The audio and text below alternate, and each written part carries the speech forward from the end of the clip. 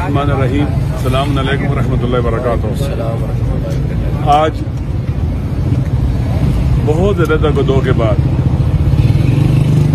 मेरी मुलाकात इमरान खान साहब के साथ हुई। हम सेशन कोर्ट में गए, वहाँ से परमिशन मिली, फिर 3 मुलाकात करने दी गई। हम कंटेम्प्ट ऑफ कोर्ट में गए, फिर उसके बाद हाई कोर्ट में गए और हाई कोर्ट के आर्डर पर फिर हमारी मुलाकात की परमिशन हुई। मैं आज खान साहब से मिला मुद्दतों बाद, क्योंकि पहले अक्सर और बेशतर जब जाते थे मुलाकात हो जाती थी, लेकिन खान साहब पहले से ज्यादा भी इस वक्त वो ताकतवर है, पहले से ज्यादा है।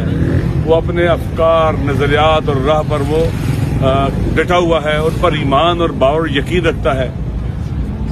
पहले से ज्यादा खुदा पर ईमान में इजाफा हुआ है, अल्लाह पर तवक्कुल बढ़ा है, हिम्मत बढ़ी है, शुजात बढ़ी है, बहादुरी बढ़ी है और उम्मीद भी बढ़ी है। वो इस जदोजहद को आजादी की जदोजहद कहते हैं। अपने वतन को इस तरह से बना दे कि हर कोई आजादी इजहार हो, जितने भी इसके बुनियादी इंसानी हुकूक हैं, अकायद की आजादी है, इजहार और बयान की आजादी है, फ्री मूवमेंट की आजादी, जितनी भी आजादियां हैं लोगों को मिले। हमारे अदलिया और इदारे बावकार हों, हमारी पार्लियामेंट बावकार हो, वहां जो लोग बैठे हों वो अवाम के हकीकी नुमाइंदे हों। पैसों के जरिए, करप्शन के जरिए, फसाद के जरिए, जबरदस्ती लोगों को डरा धमका कर वोट लेकर पार्लियामेंट में ना जाएं, धांधली के जरिए ना जाएं। आजाद करना है, तमाम इदारों को आजाद करना है। और ये जंग आजादी की जंग है, वतन की आजादी की, वतन को उसका वो जो मकाम दुनिया के अक़वाम और ममालिक में होती है उस मकाम तक पहुंचाने के लिए। तो बहुत वो पुरुमीद भी है माशाअल्लाह। उन्हें जो कुछ भी अच्छे कंधे इख्तियार किए जा रहे हैं उनके खिलाफ, और कोशिश की जा रही है कि उनको डरा दे, धमका दे, परेशान करें। वो उन्हें परेशान होने वाले नहीं है, बल्कि परेशान करने वाले खुद परेशान हो रहे हैं। तो गोलियां उनको मारी की, वो नहीं डरे। जेल में लाया गया, नहीं डरे, और कहते थे कि 2 दिन भी जेल में नहीं गुजार सकेगा। वो बहादुर इंसान है, खुदा पर मजबूत ईमान रखता है, अल्लाह पर तवक्कुल रखता है। और आखिरी बात जो हुई तो उन्होंने कहा कि लोगों को पैगाम दे देना कि हम आजादी के लिए उठे। ये आजादी की जंग है, ये इलेक्शन, ये वो इलेक्शन है जो वतन को आजाद करेगा, गुलामी की से निजात दिलाएगा। गैरों के गुलाम बन के रहना ये कुरान के खिलाफ है। सिर्फ गुलामी अल्लाह की और किसी की गुलामी नहीं है। बंदा सिर्फ अल्लाह का और किसी का बंदा नहीं है। लिहाजा वो कुरान का उन्होंने जो मुतालिया कर रहे हैं, कुरान को जो पढ़ रहे हैं, वो खुद कहते हैं कि मेरी नॉलेज में बहुत इजाफा हो रहा है। तो इंसान जब जेल में जाता है तो वो सीखता है। कहते हैं मुझे अल्लाह ने तौफीक दी है सोचने की, फिक्र करने की, मुताला करने की, पढ़ने की। जिंदगी इतनी हंगामा खेज थी कि पढ़ने का मौका नहीं मिलता था, मुताला करने का मौका नहीं मिलता था जितना चाहिए था।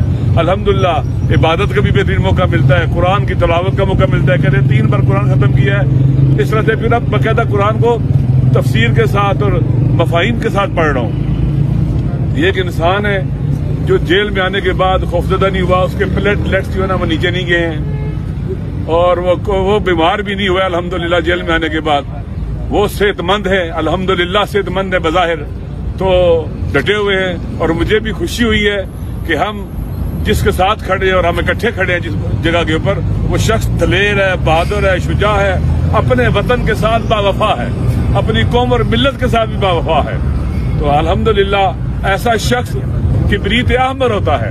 वो पाकिस्तान के अवाम को एक कौम बनाने का सफर जो है जारी किए हुए है। क्या आपको पता है कि हमें टुकड़ों में बांटा गया है, हमें शिया सुन्नी की तफरीक में डाला गया।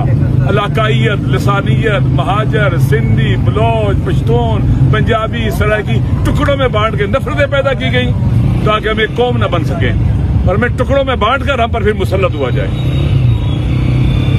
अवाम की जो सोशल पावर होती है सोसाइटी की, उसको कुचला गया है। अब कौम खड़ी है, गुज़श्ता आपको पता है कि पिछले साल अप्रैल से डटी हुई है।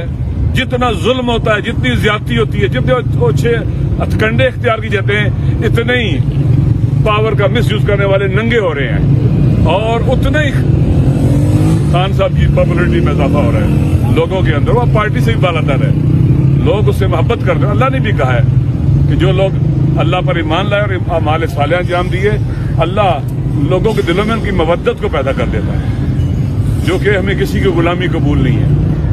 आजादी की बात करें, हुर्रियत की बात करें, शुजाअत और बहादुरी की बात करें, तो ऐसा शख्स वाकई पाकिस्तान की सरजमीन पर आप जानते हैं कि लीडरों को आप जानते हैं, पाकिस्तान के जो लीडर हैं सारे के सारे, उनके हुलियों से आप वाकिफ हैं। तो शुक्र खुदा है कि अपनी कौम और मिल्लत उस शख्स के पीछे खड़ी हो गई है जो इस काबिल है कि उस पर एतमाद किया जा सके। खान साहब किससे आजादी चाहते हैं, क्या उन्होंने कोई जिक्र किया? देखिए, पाकिस्तान के अंदर कानून की हुक्मरानी है, हर वो फोर्स जो लाकानूनी फैलाती है उससे आजादी है। पाकिस्तान के अंदर आइन की हुक्मरानी चाहिए, कानून की अमलदारी। आइन को जिन्होंने जरगमार बनने से आजादी, आलमी कुव्वतों से आजादी, उनके हमारे मुल्क में दखालत से आजादी।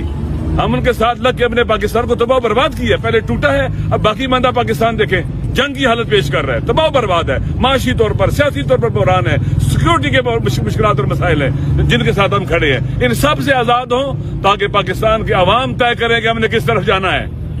पाकिस्तान के अवाम तय करे कि हमारी मंजिल क्या है, रास्ता क्या है, हमने उधर जाना है, न ये कि हमारे लिए बाहर से तय हो जाए और वो फैसला करें और हम जनाब उनके गुलामों की तरह सर झुका के उस पर अमल करें। मेरे ख्याल में न ये कुरान इजाजत देता है, न सुन्नत, न अंबिया औलिया खुदा, न हमारे शोदा और वो अजीम लोग जो हमारे पेशरो थे, कोई भी नहीं इजाजत देता कि हम गुलामी की तोक गले में डालकर सर झुकाकर इन जालिमों के पीछे चलें जो गजा के बच्चों के कातिल हैं। अमेरिका गजा के बच्चों का कातिल है, इसराइल गजा के बच्चों का कातिल है। उसने कहा था हम इसराइल को तस्लीम नहीं करेंगे, अमेरिका को कहा था कि आप गुलामी कबूल नहीं करेंगे। आज आप देख ले गजा में कौन कातिल है, 30,000 के करीब बच्चों का, औरतों का और मर्दों का, बेगुनाहों का कातिल इसराइल। इसके साथ आप सवादी तल्लुकात कायम करना चाहते थे जो कातिल है। और अमेरिका जो उसको असला भेज रहा है, जहाज दे रहा है, तोपे दे रहा है, सब कुछ दे रहा है उसको असला। और अमेरिकी कमांड एंड कंट्रोल सेंटर वहां बना हुआ है गजा के लोगों को मारने के लिए, उन बच्चों औरतों को मारने के लिए। इनसे आजादी, अरब हुक्मरान उनके गुलाम है। देखे, सब कुछ रखने के बावजूद उनके हाथ बंधे हुए कैदियों की तरह है, वो गुलाम है। वो अमेरिका के मुकाबले में गजा के मजलूमों की हिमायत नहीं कर सकते। इसलिए आजादी वसी माना रखती है और इंशाअल्लाह हम आजादी के सफर में इकट्ठे हैं और खून के आखिरी कतरे तक, आखिरी सांस तक इस रास्ते में चलते रहेंगे। शुक्रिया।